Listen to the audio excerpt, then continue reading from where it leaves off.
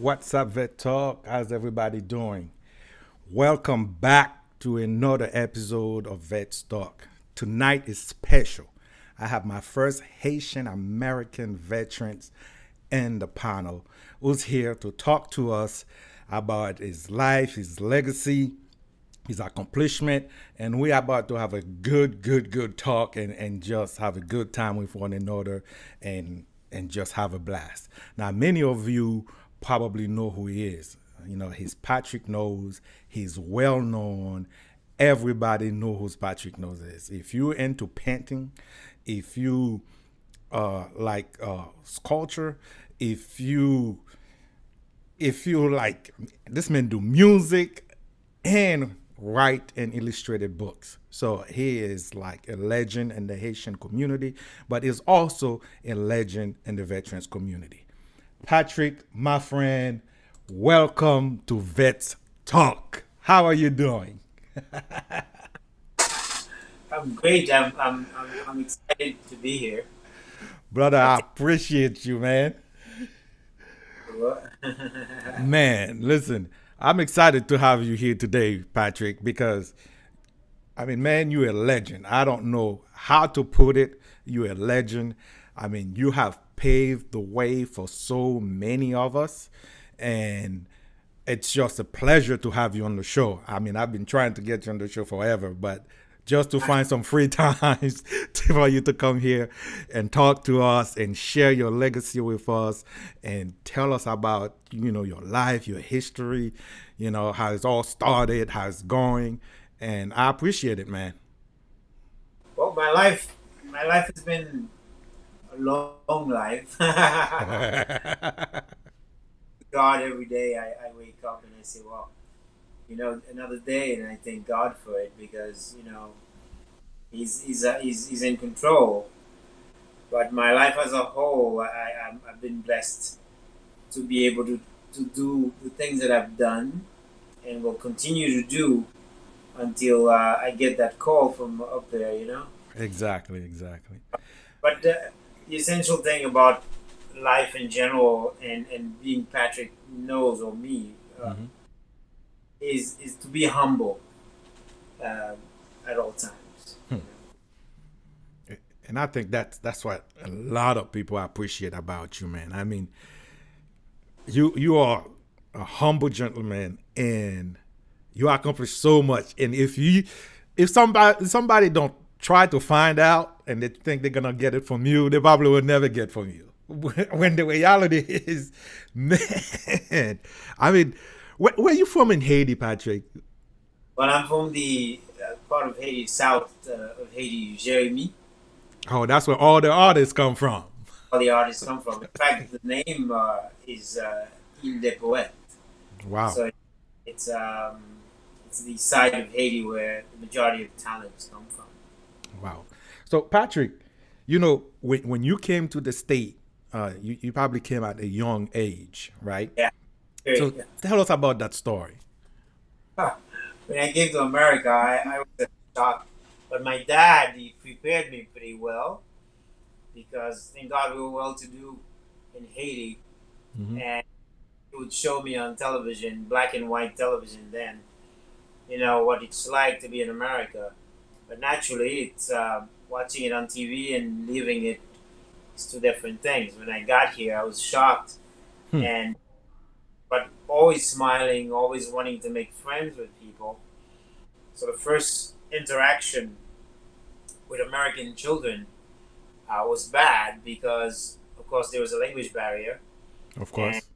and and being Haitian, I dressed differently than the kids here. Hmm. So because of this, I was bullied. I was beat up. So I got afraid and said to my mom, "I'm never going back outside." So I read books. I've read so many books. That's why I wear glasses now because I was wrong the lighting system, and I painted a lot. But naturally, when we Haitians come to this country, we come with a goal in mind. When I came to America, I was supposed to go back to Haiti. It was supposed to be for tourists, to Yeah. visit. But my parents, my mother more than anyone, decided I'm going to stay in America. So until my teenage years, I was technically illegal in America. Hmm. So all the 80s, I'm illegal, but now I'm doing it as if any tech. But look at it now. I Yeah, mean, that's the thing. You pay it all back. You know, yeah, when you had the chance and to be a resident and to be a citizen, and the first thing you did, you say, you know what, it's time to sacrifice to pay yeah. back by sacrificing yourself and defend this nation. It was a great honor when I joined the military after college because I wanted to be a career military man. Mm-hmm. Um, I didn't come from a military background in Haiti. I came, in fact, I came from lawyers and judges, and in fact, my family in Haiti, from my mother's side, the Charles family, my grandfather, he founded the Haitian, well, the law school in Jeremy. Oh, wow. So my upbringing was an upbringing that would allow me to take over the legacy of law. And even now, when I speak in courts, because I do translation at times, you could tell even the judge would say, "Well, sir, you seem to have. Are you a lawyer?" And I said, "No, you know." But I was formed. I was being brought up to be this scholar, to be this man of power. Hmm. When I traversed from Jeremy to Port-au-Prince, where I was with my father, then I became the artist that everyone knows today. But Hmm. I'm third generation. My grandfather, Henri Dimanche, whom revolutionized art or the art of sculpture in Haiti, wood carving. This sculpture behind me here, Yeah. Saint Ouverture, I sculpted this. I'm a sculptor as well. Wow. So my So, grandfather, Patrick, you're talking about the famous Dimanche that we know in Haiti. yes, That's your father, my grandfather. your grandfather. My father is Robert Nose. Dimanche is Wow. my grandfather. In fact, he for the first time when he saw my work, and he told my father, Patrick is better than both you and I. So, and I was very young. At 5 years old, I sold my first painting. With deal, but my dad he gave me the money in candy. That so so he pay you in candy. yeah, Papa, can I get some money? He said, "Oh you, no, you it's a know, candy." Patrick, it would have been golden if we have this picture nowadays. Do you That have a picture of it? was so. It was called Rara because I love dancing. And Rara is a little bit vulgar. The dancing is a little vulgar. You're doing the wine. Yeah. And my father, he did not want me to go. He forbid me to go. So what happened is, the first time he gave me a canvas, because I was sculpting all the time, he says, "Patrick, I want you to paint tonight." So he gave me a canvas and a box of paint, tube paint, oil paint, and I painted a Racine. Hmm. And when he came back, tears were galloping down his eyes because he didn't realize that I was that advanced. For a child, I'm 5 years old. So at the same period, there was a man, a tourist. His Mm-hmm. name I remember was Dave. He came and bought the painting for $50 American, Hmm. and he then called me the Moodist, which was a name that I adapt even in school here. They say I capture the moods, I capture the personality of the people. Wow. So in the military life, to sort of like go back to the military, Mm-hmm. joined the military after I graduated from Pratt Institute in 1994. Well, I graduated and went to the military, the army. I wanted to be a full time, my career military man. Hmm. But when I got to the army, they found out I was an artist. They had me painting murals everywhere. Well, they have to use their talent. They say, "Oh, are you?" I remember a drill sergeant when I first boot camp because I Yeah. was supposed to go to officer school. So at boot camp, there was a drill sergeant. They told me you're an artist. I said, "Well, yes, yes, drill sergeant. You know, you gotta be respectful." Yeah. Yes, drill sergeant. I'm an artist. Well, I'd like to see you draw something. Can you draw me? So I drew him, and then he went and told the commanders, and before I knew it, they had me painting walls everywhere. Man. So you had to Uh, you had to design the flags. You had to design the battle flags. The when I went in, it was Bradley Tinker, so they had me painting scenes of war, and I did a painting which is still there at their museum, the museum, Martin Luther King's Museum, there in Fort Benning, Georgia. Mhm. So that painting is there. Man, when I visit Fort Bennings, I'm gonna look for that picture, man. Yeah, So, you so should I go. so I at least take a picture in front of it and say, I know who painted this one. Oh yeah, Is it still there? I would imagine so because they Yeah. don't move things out of there that Yeah. easily, Nice, especially man. because of the subject matter. Yeah. So what year did you? What did you came in? 94. Four, You, 1904. yeah, you came way before me, Both, man. I mean, I both. yeah, the Gulf War. Yeah, Yeah, I appreciate it. You came before me. You know all of the stuff you were talking about earlier, like when you come to the state and people making fun of you because you talk different, you dress different, you look different. I didn't really get a chance to live that, and it's probably because of guys like you, although they been through it, who knew how to make it work. Because I joined in '98, so that's 4 years after you already been through it. Matter of fact, uh, I wasn't even aware that I was able to join. You know, until a Jamaican guy was my recruiter told me. I'm like, really? So, oh, that's a no brainer. Probably best decision ever. But it was different for me. But probably was different because of people like you who went before me, and they were already used to guys like you and gals, who's been there and paved the way. I mean, wow, man, I'm thankful, bro. when I was in the military, I in my tour, I only saw one Haitian leader who was he was a first sergeant. Hmm. Um, but in reality, the Haitian folks, us Hmm. Haitians, have been coming to America. When we came to America the first few times, it began in 1969 when we began to come to America to study Hmm. and go back to Haiti. But the first sign of Haitians, as you know, from Chicago, Haitian Hmm. discovered Chicago, Haitian, something of the North Pole somewhere.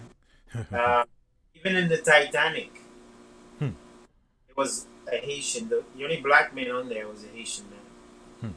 Titanic that sunk. He died, of Yeah. course, you know. Wow. But I mean, we you know, we've been serving for a while, man. Even back way to the Civil War, I believe. If you go to go back to battle after the Battle of Vertières, mhm. Haitians came to America in 1804. Hence, the purchase of the Louisiana Purchase. Of course, and even before that, if you go to, I think is it in Georgia, um, we Savannah, have a Georgia. monument. We have a monument for Savannah, Right. in the Battle of Because Savannah. You know that's the. why Hmm. Donald went in and said, called Haiti, the S-hole country. Yeah. It's unfortunate because it displayed his ignorance. Because if you're Yeah. going to be, you have to learn about the The different history. cultures, what they played, what role they played in history. Because we Haitians made it possible for America to be free. Because if Haiti didn't win the War of Independence, the French would not have money problems. They Hmm. would not have to sell Louisiana And guess what? America would be speaking French right now. But Yep. Exactly. so Exactly. recognize, yeah, we're going through turmoil with the government, etc. But Haiti is not some place to be, reckoned with. So, Exactly. You know, something interesting, Patrick, you mentioned earlier, even while you were still active duty and you had to do a lot of paintings. And yeah, as I was getting prepared for you to come up and to have this interview, and I started researching Patrick Knows, well, you have a lot of arts. yeah, I mean, I know you've been doing this for a moment. If we jump to your website really quick, I mean, Patrick, that's a lot of arts, man. yeah. You know, and you're not only doing painting, you're also doing sculptures. Yes. So let's do this. Let's grab a couple of this painting right here, and if you can tell us, because I'm always fascinated. Hold on, let's bring you right here. It's always fascinating to know what the artist is thinking, right? Because we see those paintings, and that's what I love about arts. You have to be able to put yourself in whatever you see. That's what it is. But it's not every day to have the artist to tell you what is the meaning behind behind this painting. What was I thinking when I draw it, and and that's what I wanted to do right now. Let's pick a couple of them, and like I really like this one right here, Patrick. The one with the eye and the horse in the middle. Hmm. Okay, so tell us about it. This painting is it was a commissioned painting, and the horse, as you know, Haitians are very mystical, if you will. Mm-hmm. Um, so the horse, I don't know how versed you are in the. And the culture, I'm well versed. I'm well versed. I'm decent. So, and oftentimes when someone commission a painting, Mm-hmm. although they give you an idea of what they want, as an artist, as the artist, you have to create your own version of what they explain to you. And I say, so this painting is a mystical, surrealist painting, right? Mm-hmm. And the meaning is more powerful to the owner, the person who had it commissioned. But my perspective of it, or my understanding of it as an artist, is the elements of forms and the elements of composition, of which displays that surrealism aspect of this particular painting. So for this painting, it's it's a mystical painting, but then again, you have to understand the aspect of which this person is taking from. So there's a face in the back. I don't know if it could be seen well. I think if you Mm-hmm. click on it, open up. Oh, it will open up if I click on it. Let's see. That way I could see it better because I Here we can't get. go. Oh, perfect. So so the element is mystical and dreamy. And now that it's closer, I Mm-hmm. remember exactly. Training was done a couple of years ago. The white face or figure that you see is the exact resemblance of the person who commissioned that painting. So let's pick another one. Because this one is a little bit difficult to explain because you providing a meaning behind something somebody want. You pick one. Which one over here? Ah, let's see. Well, let's go to the historical aspect right here. Well, Uh, the I'm one in the pointing. middle, right here. Even no. The horse. There's a horse on top. Oh, you Okay, said this okay. interesting because this painting Mm-hmm. is similar to the painting I did when I was 5 years old. And why is this painting meaningful? And the meaning behind this painting is going to be more with more clarity because this painting, as you see, there's a woman behind the scene with a watching eyes. She's watching over the ambiance of this Rara. This is a Rara painting, right? Okay. Now, the Lala is happening. I sort of recreated what I did when I was 5 years old. This painting, I'm enjoying the Lala. I'm creating all the movements, but behind it, there is this eye of a woman, of an elderly person, watching over the Lala, telling me it is forbidden for you Hmm. because now as an adult, if I hear Lala, I will be tempted to dance, but will remember the name, the voice of my elders. My father, his ex wife, is his wife back then. Hmm. Say, get off the street, don't go in there. So this painting is actually a huge painting. It's about 36 by 48. Hmm. So this painting is sort of like recapping what I remembered as a child. Nice. So if you click on it, it should reduce itself back. Okay. So now I'm gonna pick one. you now I'm gonna pick one. So I'm looking for right here. Everyone loves this painting. I know. Ah, I, is that an actual person that you painted, so, or is it coming straight from your mental, from your psychic? Is it something well, you created from your thoughts, or is that a person? this painting is from a friend of mine. She's a doctor. Mm-hmm. Her name well, I don't know if I should say her name on but I mean, I'm sure she knows who she is. Yeah. She's watching this. Um, but I'll just say her last name, Dick Okay. Watt. Okay. Um, I found her picture and created the painting because she's a beautiful Haitian woman. Mm-hmm. And because of our culture being so diverse, a lot of people don't know that we have various uh, uh, colors of people in our country, right? Mm-hmm. So, various types of women or men, etc. But her beauty attracted me. And what happened when an artist get attracted by the beauty of a woman? You either conquer that woman, right? You go after her, or you paint her to get her off your mind. So this painting became almost a signature of when I do my portraits. So Miss Deguat, she's a doctor, very helpful in her community as a doctor. The painting was supposed to be donated to her. However, she moved away, and I had never seen her again.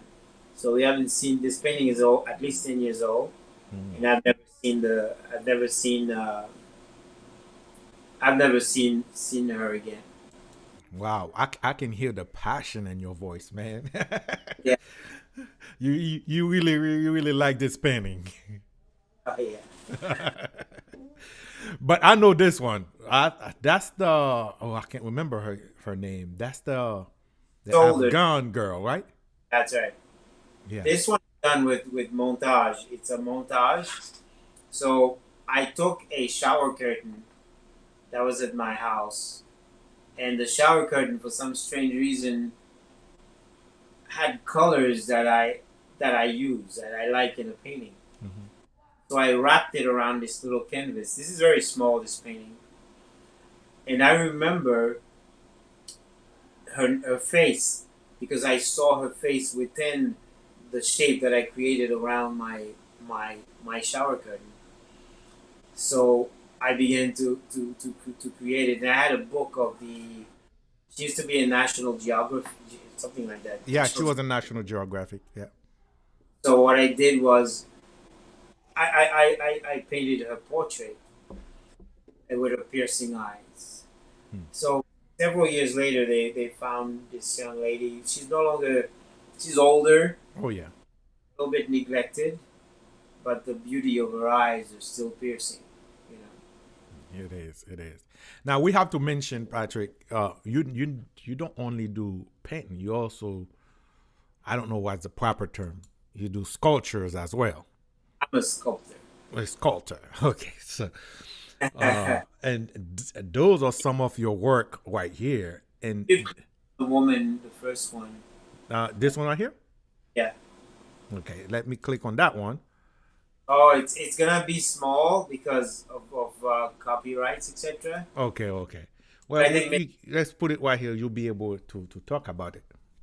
so. This woman is can you see in the back? You see photographs of her. Yes. This was commissioned to be. This is now a bronze statue. Um, at a at a place. It's a government commission piece, so I can't Yeah. disclose This guy. where it is, etc.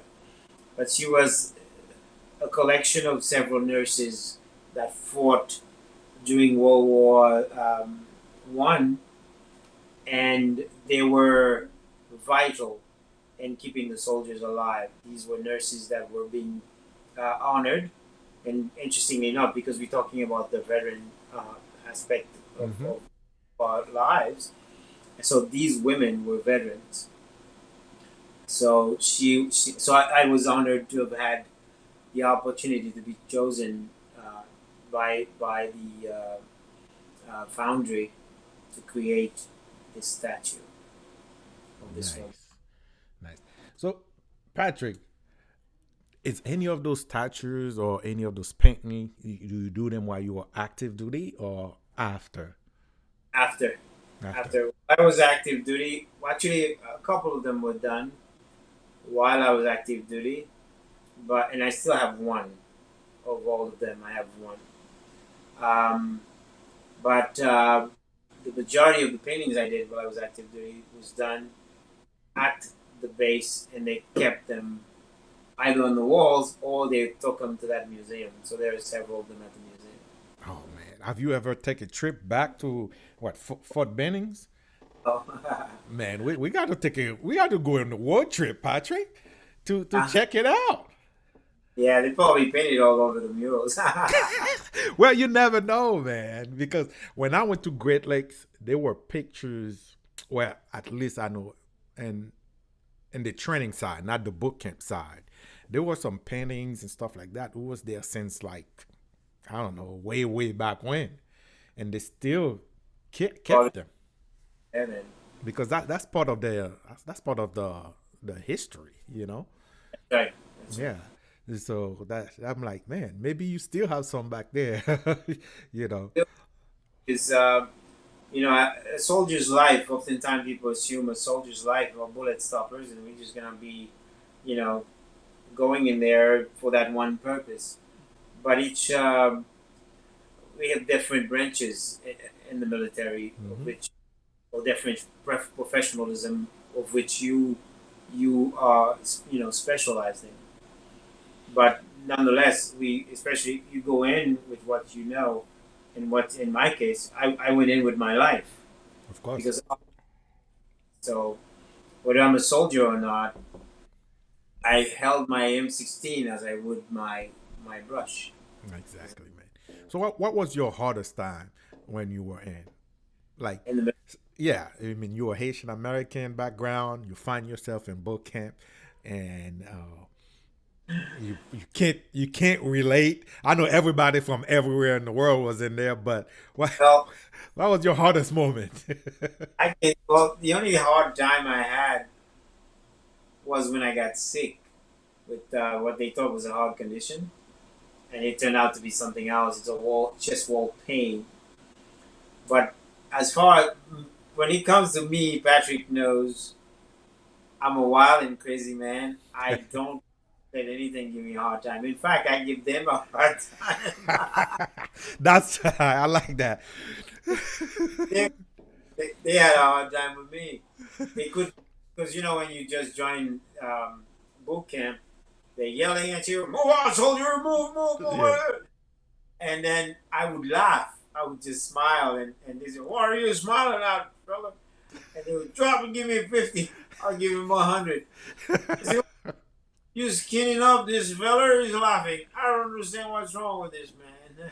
I can imagine, man. You're always smiling anyway.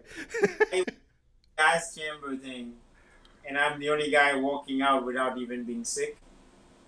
Laughing my tuchus off because it was fun. I said, "Can I go back? This was fun." Now I can see why you're in the army, man. I did not like the gas chamber, man. I, that I, was I had I, a cold, but man, I had boogers coming out my nose, my eyes running, my mouth's running. That was but not fun. one truth though, that last time I had the interview and I told the story of why I joined the military. After graduation from college, I had this, I guess you might say, a transition of life, right? Hmm. And where someone very dear to me, my cousin, died. Just suddenly, poof, died like that. So I thought to myself, for someone so pure like her, like my cousin Money, to die like that, you know, what am I doing? I'm just hanging out. I was a crazy party animal. I would party, man, Monday, Tuesday, Wednesday. I was a party animal. And yet, I had great scores in school. I was an A student, but I'm a party man. I don't even study, even per se. But when my cousin died, I thought, I say, well, I'm not man enough to commit suicide or something. Hmm. So I'm going to join the army. And they told me I'm going to be a bullet stopper. So I figure I'll die there, you know. But then again, my life then was very destructive.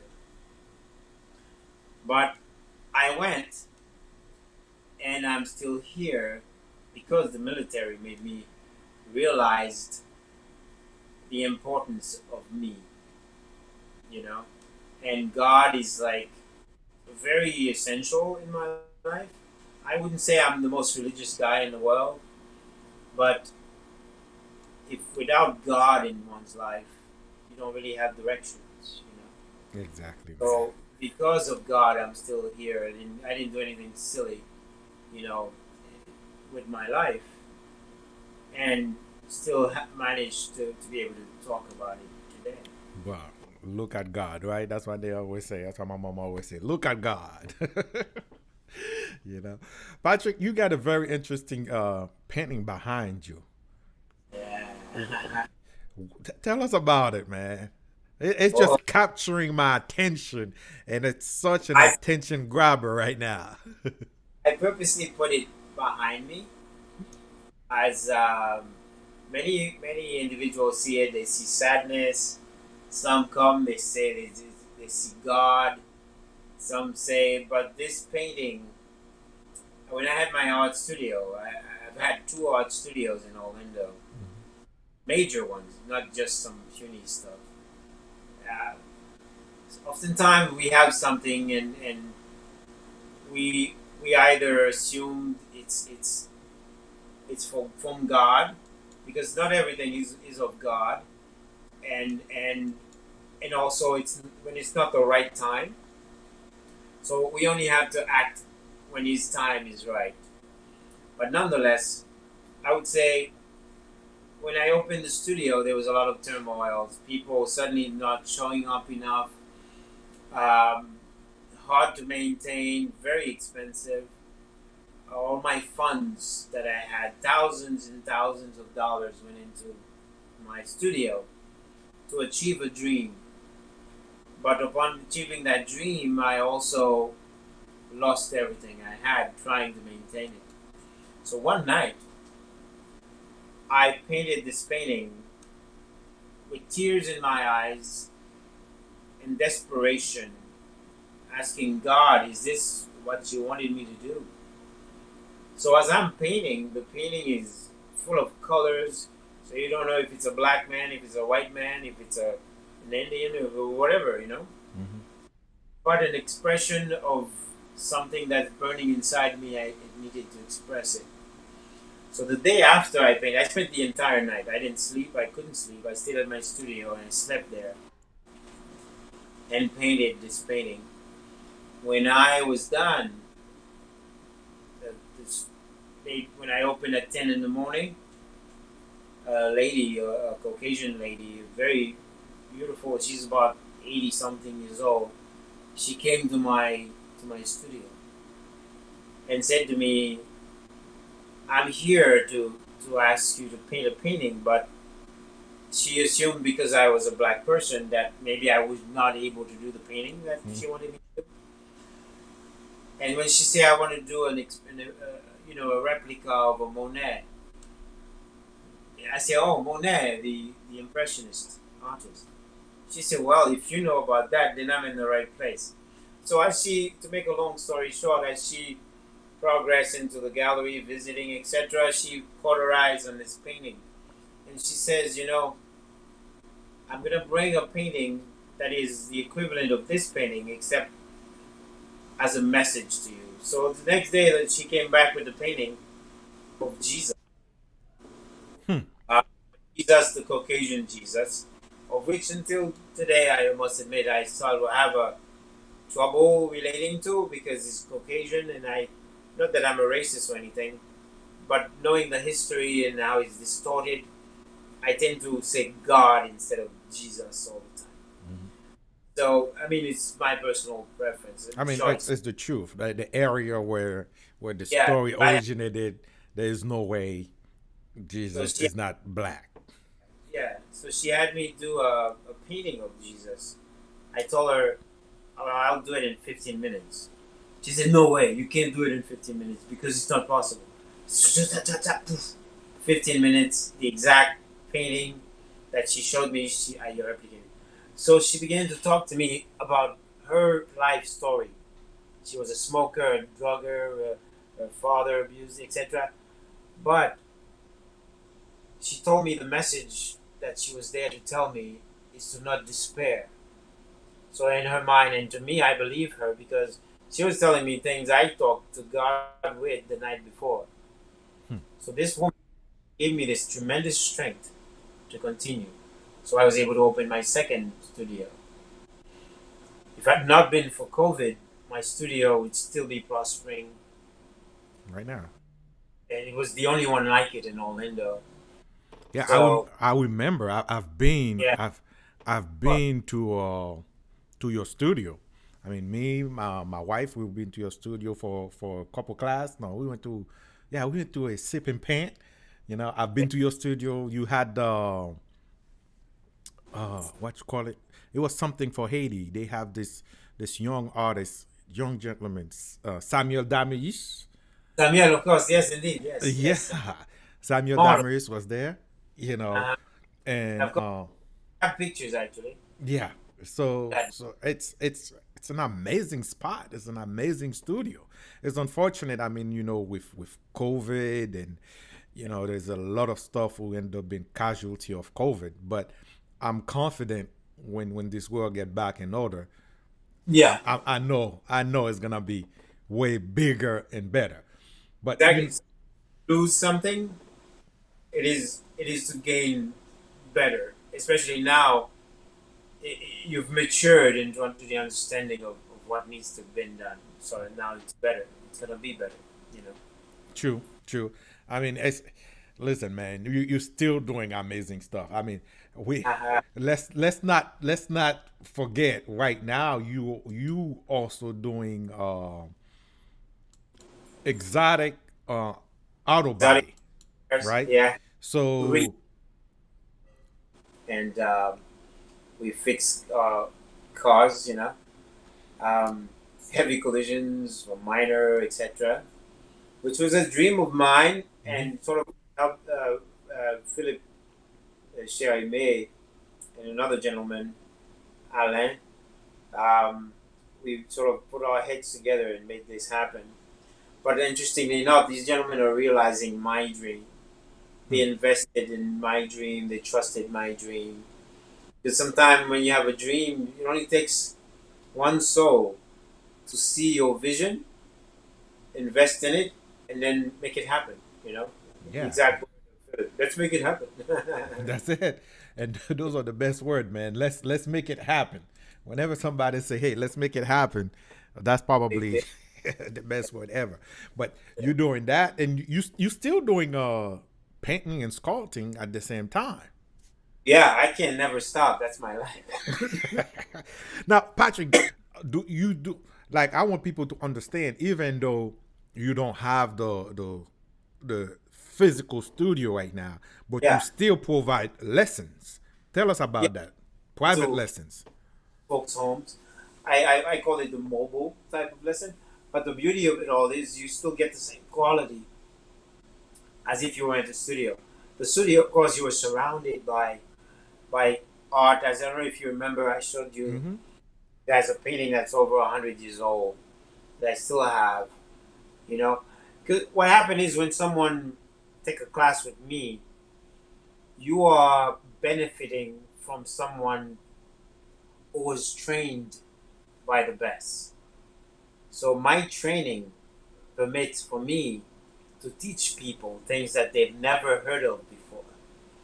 Because the advantage of having gone to school, and in my case, Pratt Institute, a school that has the most advanced methods of art, um, it gives me that authority, if you will, to to take on any type of art, from the Renaissance period, Baroque period, Rococo, you name it.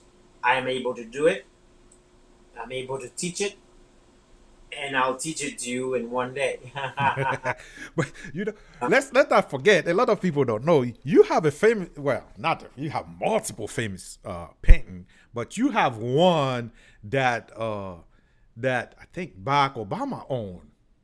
Yes, yes, yes. That's wild, man. How was that painting for the president of the United States? That was when I got. It was a privilege. It's a painting that depicts the the beginning from the Uncle Tom cabin to the lynchings to the creations of the black race for the world, technically, from trains, from the lights, city lights, street lights, the stethoscope, the computer, you name it, things that were created. And it shows you a number of all the men and women who played an important part in the, if you will, in the fight in that civil rights movement that made it possible for men like President Obama to become president.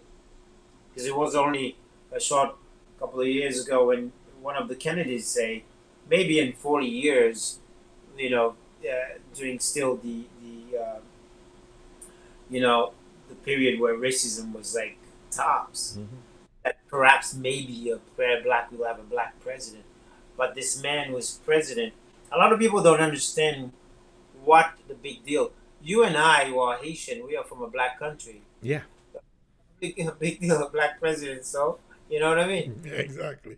But in America, a place where they're still practicing or exercising racism, right in the broad daylight, we Haitians annihilated racism in Haiti. I didn't know what racism was till I entered America. Hmm. We annihilated it in 1804 with the War of Vertières. So, with a president in America to be black, you know, to be black, Hmm. that's a big deal. A lot of people, foreign people, people who came from other countries, they don't respect the fact that there was a black president. But from a Jim Crow type country, it's still trying to bring it back to Jim Crow. You have a black president. That's a big, big change. You know, one of the things that a lot of people don't understand when they say, I don't agree when people say Black Lives Matter, Mm-hmm. because we matter. We don't need permission to people to tell us we matter. You know what I mean? I I understand. matter from the womb of my mother. So how dare you tell me I matter? I mattered from the beginning. All mankind matters.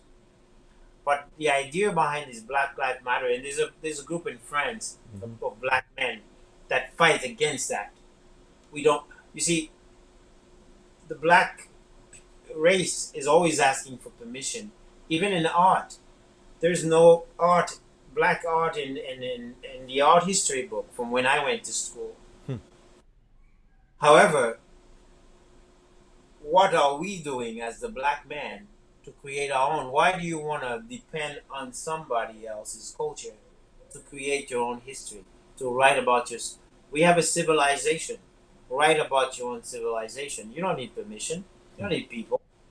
You know, I would erase that thing on the middle of Manhattan that says Black Lives Matter. Black lives always mattered. We were the people in this earth, technically, if people don't know that.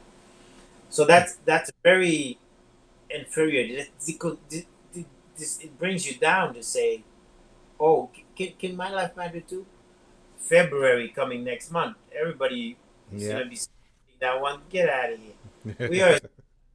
You celebrate the Roman Empire every month, every February, you know what I mean. So Yeah, it, those. it Go ahead. that mentality that keeps you self motivated, you know. And many people, I went to all white schools, and many people there, they would jump me, beat me up, but guess what? I went back to school the next day.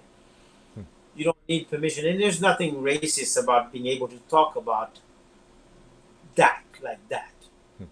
I have white friends; they love me, I love them. But and I tell them, look, I don't need permission for you to be matter. You matter. I matter. We are all human. Yeah. Go on. But as an artist, those sentiment, those passion are heavy because you don't get to just experience it verbally, but you also bring it out, That's you right. know. So and then Yeah. translating in the painting and its culture for people to see. I mean, people from various background to see Exactly. and understand. My most popular painting called Combat de Vertières, Bataille de Vertières. This painting has cost me friends because it depicts the Haitian people defeating the French Napoleon army. So a lot of my French friends, a lot of them, stopped talking to me. But Say I it's should it's be the truth. activity. But it is my responsibility as an artist to bring forth the truth of a civilization. It's my responsibility. As did Michelangelo, Leonardo da Vinci, Raphael, and all these cats. I am one of them as well. So you see, um, we cannot be afraid to express who we are. There was a man who created Fubu, was it? Fubu, Yep, Fubu for us, by us. exactly. He's a multi-millionaire, but he suddenly, I don't know if he stopped or I don't hear much about that Fubu stuff anymore. Yeah, but no, he got different ventures. He is a multimillionaire. So I know it's not as much as, interestingly enough, as much as we Haitians, we are from a different country. We see America in a different point of view. And I don't know if I speak for all Haitians, but I, as a Haitian person, coming from a country like Haiti, I take advantage of every single thing that American dream offers. From joining the military, from going to the best schools, because you have, as a black person, as a black child, need to be able to say, I can. I don't need permission for somebody to tell me I can. You will do it because it is how you get identified. When you don't do it, is how you get degraded as a man. Don't, I always tell the youth, don't put your pants halfway down your tuchus. Wear your pants, because if you do that degradation of self, that is what expected of you. That's how they can tell you you're an inferior being. That's why you need permission for people to tell you your life mattered. No, my life mattered from my mother's womb. How dare you to tell me my life matters? I don't need your permission to know that. But I love it. I love it, and that's why I'm so happy to have you. You know, Vet Stock is. We are actually. Let me put this right here. We are actually on the Vet Stock page. We are on the Ouvri Barrier page, and we're also going on YouTube at the same time because this Vet Stock today is special. Having Patrick Knows, Haitian American veterans, was able to see things in different perspective with us today to share his knowledge, his opinion with us is priceless. And so, well, listen, That's the reason why I needed you here today. So, because we talked before, and your point of view is very unique, and it's probably very you probably find it very difficult for people to understand it. But you're a very factual person. So this is, I don't know if it's the artist side of you, but it's like, this is what I see. This is exactly how I'm gonna describe it. May you like it or not. The artist side of me, the artist side of me became necessary to be open because of my experience. But my American experience has made it possible for me to be vocal. We don't have enough vocal men in this country anymore. You know, it's terrible. Even when a police officer, for example, when a police officer stops me, the first thing you assume is that he's gonna maybe pull out his gun and shoot you. But as a man of color, as I am, I cannot let my life be stopped because a police officer is gonna stop me because maybe I'm driving a car that doesn't look like my wallet capability. One thing I do at all time is to carry myself in a way that a man, and I say a man because a police officer could be a black police officer, a Spanish police officer, and a white police officer. But one thing I can tell you, my young youth, the way in which you dress determine how a police officer will talk to you, will address you. Because I've always said this, and my father taught me this. Robert knows. You see this thing? This is a jacket, a piece of cloth sewn together by a man or a woman. But when you wear one of those things, that is the most powerful tool to keep people away. Because if you're wearing one of those things and you're driving your Porsche or whatever you drive, before a police officer pull you over and start acting funny, he's gonna think twice because he doesn't know who you can call. Because a phone call has power. So And I'll tell you, appearance count. appearance counts. Don't walk around like with your pants down your tuchus. But what do you Because say? What do you say to those who say, "This is America. That appearance should not matter. It should be more about freedom and liberty." America belongs to the Indians. Look at their appearance. Doesn't their appearance, what does their appearance do to you? That they change their appearance? No. They maintain their identity. Your identity is not going to be your pants down your, because there's this level of revolution, if you will. The revolution in New York, we used to say, well, they're destroying the trains, they're you know doing all these things because, and it's annoying because I have children. I have my son. He kind of looks like me, Mhm. but my son, my daughters, they're people of color. My son, I went to pick him up at the airport. I want to say 20 years ago.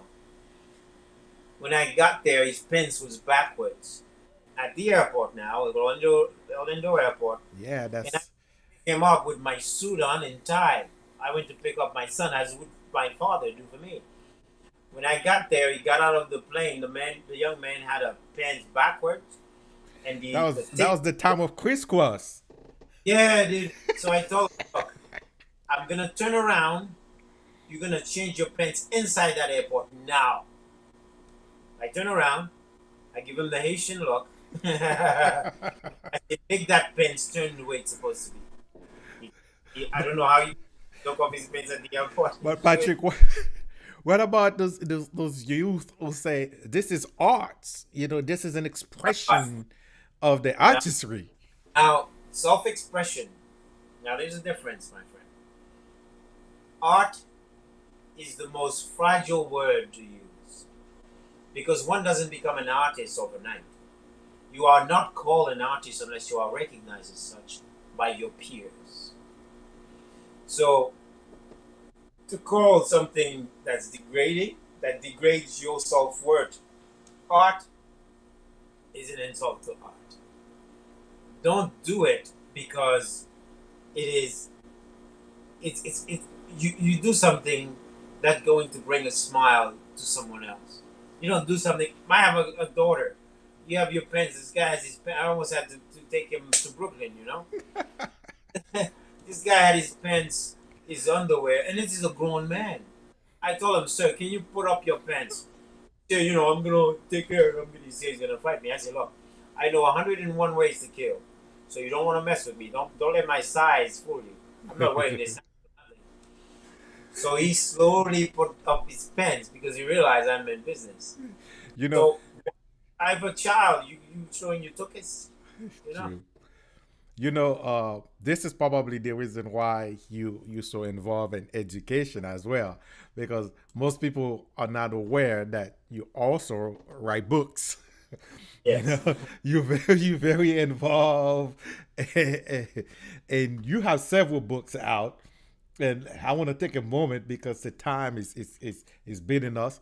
You have several books out, so it's very easy to find your books. I mean, all you have to do is just go to Amazon and put Patrick Knows, and then bam, they start showing. And you have a lot in there. I stopped scrolling. So in total, how many books do you have currently on the market? Well, I have one that I've written and one that I'm finishing. It's a novel. The novel is a bit long. It took me 5 years to write. But I've illustrated over 550 books over a period of 10 years. And they're all facets of cultures. And one more in particular is for Educa Vision, which creates books for children of color and Spanish speaking countries and Portuguese speaking countries, because there's a lack of identity, for example, and showing princesses or young princes. They all have to do with helping the child identify with something positive. That they can say, I too can be a princess, I too can be a prince. You know, Hmm.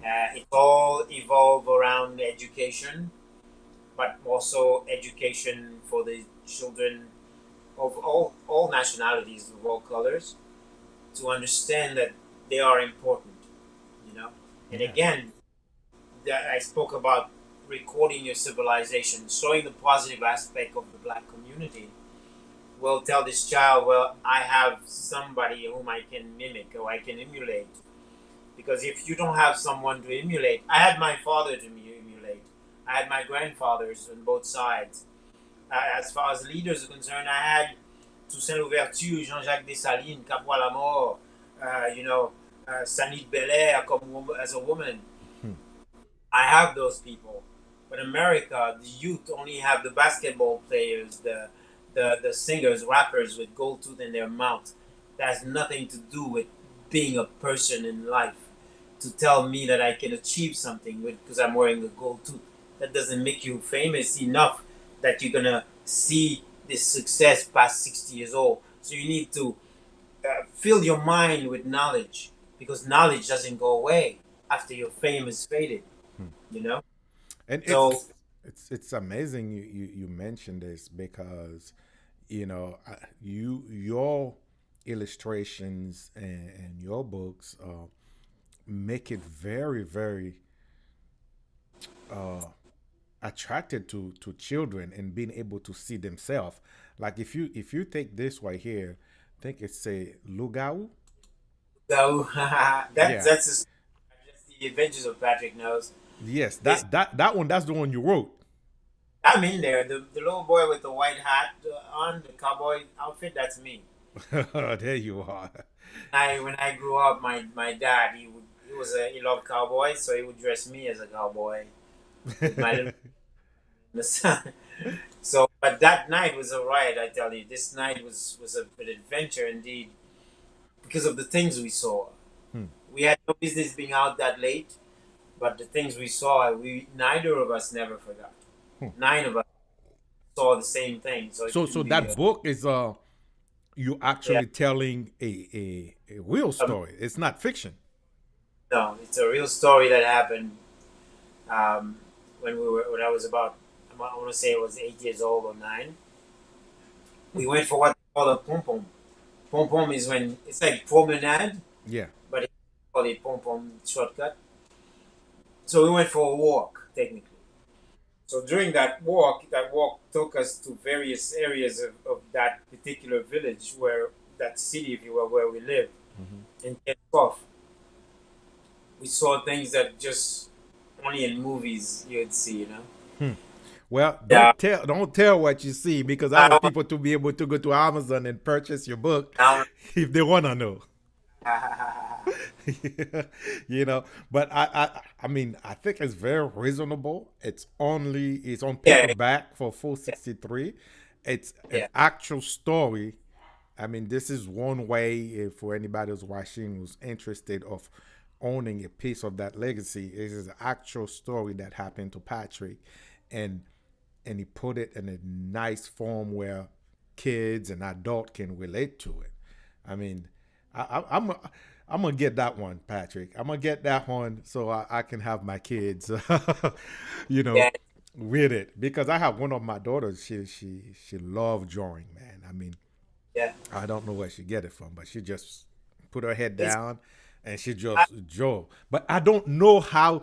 Like sometimes she just don't want to do it. Sometimes she want to do it. yeah. But Very, even I, when I around just before December, I don't touch a brush for no one. After December, January come, then I become a beast again. yeah, At downtime, if you will. wow, that's cool, man. Now, and you have several other books in there that you are the illustrator in there, and they are like you say they are very relatable. Anybody can relate to them, especially Exactly. you know for black and brown children That's who's very looking important. for books where they can see themselves and understand that well we are superheroes too Yeah. and so that's pretty cool, Patrick. That is like I mean I would love to go to all of them, but it's over 500. It's over 500 books in there. You know, Holy moly. So if I was I have my illustration pad here. I have to go the minute I'm done talking to you. I know, right? So you just sit down and so you do not only you do the painting by hand, you also do those digital illustration as well. Illustration. I'm what they call a full-fledged artist. Yeah. Thank God for education because you are born with the talent, but education is something that is necessary to be learned to understand how to break down the various elements that art has to offer. You know, Man, I can see that Patrick knows the School of Arts coming soon. yeah, that's my goal actually. That was my goal with that gallery of mine, and Yeah. because I have a degree, a bachelor's degree in fine arts, a minor in education. But I continued on studying the more elevated techniques to a school in New York called School of Visual Arts. So I wanted to go do my master's, but sometimes things get in the way. You just don't have the time. Of course. But my goal, I'm a young fella, still 59. My goal is to go all the way, get my doctorates, write a final book that will be about art through the ages, how it is perceived and how it's being changed now. Because I call the art now a new evolution because now for the first time, black art has been included in art history. So Nice. the world is changing, so is art. Man, that's pretty cool. You know, Patrick, the time is killing us. I want to thank you for coming to Vet Talk and sit down and talk to us and share your legacy, share, your skills, share everything with us. And you did it in a true Patrick manner with no reservation whatsoever. And that's what we love. That's why we love talking to people like you who just let it out there. But as a veteran, I did not expect any less. Can you tell us, how we can follow you, where we can find you? We talk about the books and Amazon, how it's easy to just put Patrick Knows. We talk about exotic auto repair and Okoye. Um, if you want the best work to be done, we also talk about patrickknows.com, which is your arts studio, basically, if anybody interesting. But we failed to mention in the long term about your private lessons. And I think right now, with the pandemic, and are you doing anything like a Zoom private lesson where you teach people via Zoom while they're at home, or are you doing a at home private lessons? Well, Zoom, I do Zoom for certain students. I also create a YouTube channel, which is Nose Art Studio, where from time to time I tell my students, go and look at this video. That will give you an idea about a technique. But the majority of the time I go to the home of my students for either private parties, because I also do parties, as you know, Yeah. uh, their homes. Naturally, we go, we respect the rules, wearing masks, etc. And even when I teach individual children, I also have them wear their mask, keep the distance, because it's very important. I also teach sculptures. Mhm. I know I taught that in several occasions, and but it continues. I mean, the studio is dormant. I don't Mm. say closed; it's dormant, but it's yet to come back again soon. I decided to wait because I almost opened again this year, and decided to instead take another venture and open next year when things are better with Okay. COVID. Yeah, hopefully by next year things will get much much better. Now the other question for you, Patrick, you know how they do those not only private parties, but there is those pint and sip.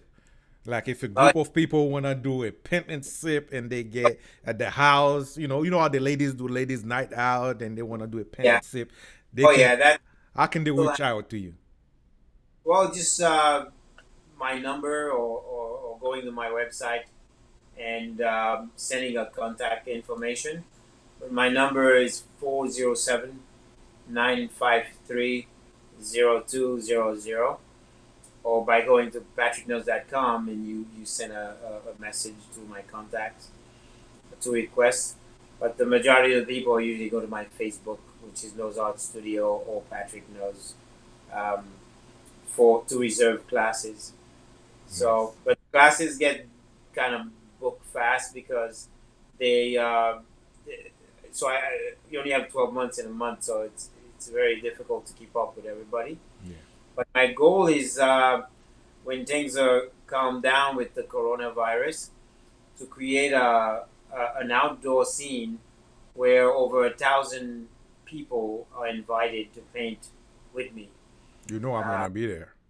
uh, you know, the wife is somewhere under the live and she's texting me. She said, I asked him, does it still teach family? Does it teach family? yeah, I teach family. Yes, yes. Yeah. I teach private or public. Yes. Okay, that's good. And where can they find? Do they have a? Well, is it on the website? Can we pull out to see if they have the Well, this way, package prices or anything like that, or they have to contact you directly? depending on people, on the amount of people that are involved. Okay. But for classes, usually, if you're doing your pet, for example, so pet, to do your paint your own pet is $45 per person. Okay. Actually, everything is provided, and any other class is $35 per person. It doesn't matter how many people you have. I've done by myself 72 easily. It's all a matter of knowing how to set up for it. Uh, it's a very fun venture when people usually enjoy it. Go home with memories, but not only memories, but also laughter because I'm just that type of guy. I I know. make I've been to your class. I mean, if uh, somebody ever take your class to see how it goes, I mean, yeah, it was a good time, man. It was a good time. And that's that. Let's not forget too. That's a good way for a date night for those of you guys who are married. And if you can't take the wife out, you can do a date night at home and just, yeah, you know, yeah. Place I'll bring wine. yeah. So Yeah. that's pretty good.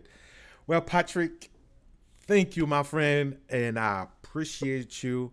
It was a pleasure. And as a fellow veterans, I want to say thank you for all your sacrifices. Thank you for everything you put down the line. Thank you for put your life on reserve and to serve this nation and to pave the way for guys like me to follow your footsteps. Cool. Vetstock is always open to you. You all that's your home. Anytime, whatever you want to share with us, we are here. Just let us know and we'll do that. Cool. All right. Any last word, Patrick, before we let those good old folks go to bed? Before everyone goes to bed, know that an artist expresses himself freely. Naturally, my personal opinions are always going to be my personal opinions.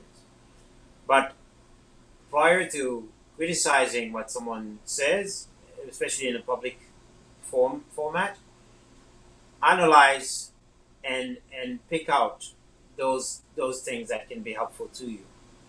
Because the world needs to be better. We cannot afford to go backwards.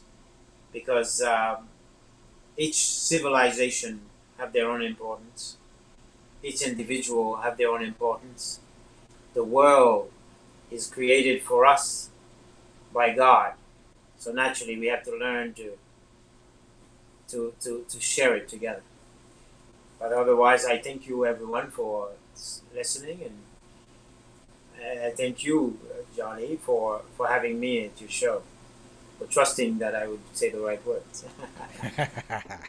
No problem, brother. And like you said, you did say the right word. The world needs to be better. Thank you, everyone. Have a good night. Patrick, don't go away. We'll catch you in the green room. Everybody else, good night. And we'll see you next week. Not next week, but we'll see you in February with another guest and we'll have another talk. See you guys soon.